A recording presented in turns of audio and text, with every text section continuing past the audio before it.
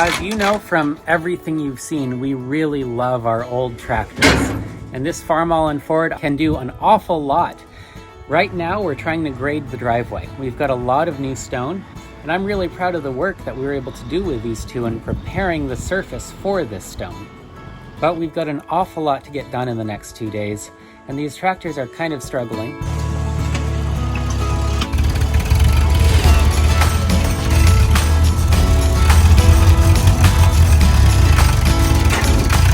Now, I have no doubt that they could do the job with a lot of time and probably more skill than I have, but the neighbor offered to let us borrow their Skidsteer, and that's a pretty special offer that we don't want to turn down. Willow here is demonstrating perfectly why it might be better to use something newer. Sure, you can get the gravel really smooth with a broom. It just takes a really long time. The job would be great, it's a lot of fun, and it's a nice tool. But given the chance to play with something different, I think I'll take it. So you can consider this a Cozy Cow special, where we will fast forward by 80 years and try some newer equipment for a change.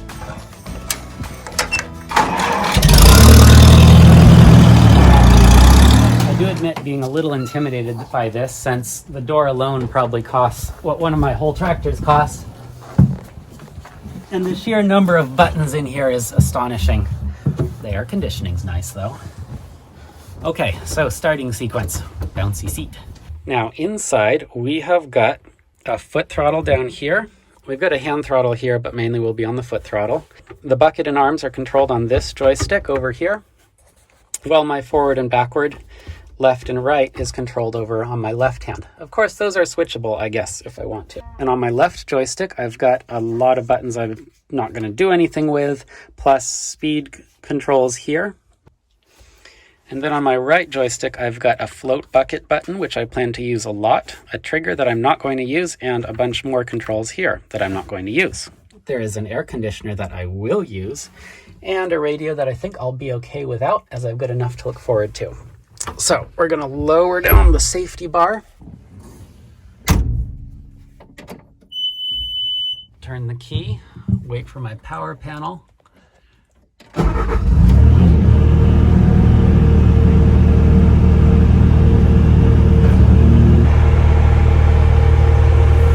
This thing is so crazy, it just feels like it's straight out of a science fiction film.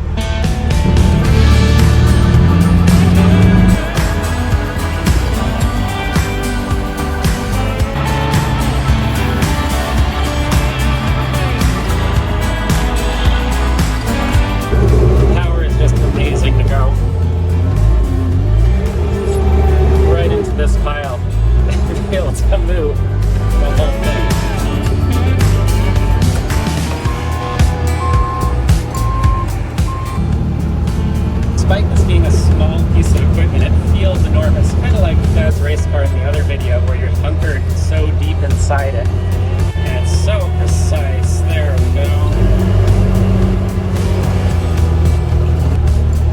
The ability to take the side of the bucket and just slide a pile sideways, it's pretty cool. It does tend to tear up whatever's underneath you when you're driving though, especially if you're trying to turn.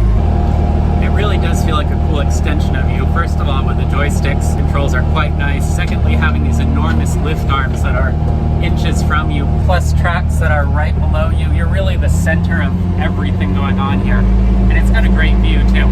So the float option works nicely. You can see it kind of leveling here. Those arms are just coming up on their own as we're going over various bumps. It's about all right, but we'll definitely go over this with a Ford. The thing that's interesting that I find is the Ford can fix the mistakes that I make with this that I can't fix with this, and the other way around. Down in the driveway, I tried moving a little bit of dirt, pushing with the back plate on the Ford, and it dug in and it started these horrendous undulations. And I spent about 15 minutes with the Ford trying to get that to scrape those out, but just going a very small bit at a time, whereas I was able to move it pretty quickly with this. Anytime I go over a side-to-side tip, I don't have a lot of control. At the same time, the Ford's float is a little bit more natural, and you can get the back plate either in front of or behind the vehicle. Now you'll notice I haven't gotten the Farmall back out, and that's because that Bobcat is undoubtedly the superior loader on every account. capable of so much more than I can manage with a farmall. Really what it comes down to is this is just a completely different tool, and things like the ability to level the box a little bit to make a crown and angle that blade so I'm sweeping more of my gravel into the driveway rather than out really make a big difference. Now, I'm sure somebody who really knows what they're doing could grade with this a lot better than I can. This for placing gravel is just perfect. I'm gonna just try to lay out a thin screen right here as we're making a kind of new driveway spot into the garage. Oops, no, see that was my fault. And I can run this, place this nicely, but it's going around a curve. And although the tools are really precise with a wonderful exponential on all the joysticks here, there's a little more seat of the pants feel and connection to the Ford. And I almost feel like on that little 3-point quadrant, I've got a little bit better feel for going up or down an inch, whereas this, it's really easy to make a huge mistake, and I still feel kind of disconnected. Kind of the difference between a GT luxury car versus a little sports car. But the whole cockpit still feels more like a sci-fi video game than farming. But there's really no doubt that we got this done in a tenth the time it would have been trying to move stone around with the farmall and do this with the old stuff. I admit this has been a lifesaver and a lot of fun too. This is Cozy Cow Farm! We've learned a lot over the last couple years working our mid-century hobby farm. We've grown, and so has our herd and flock. But we still try to affordably increase our self-reliance while ensuring we and the kids are having fun. Every day we find there is still more to learn. So subscribe to join us on the journey.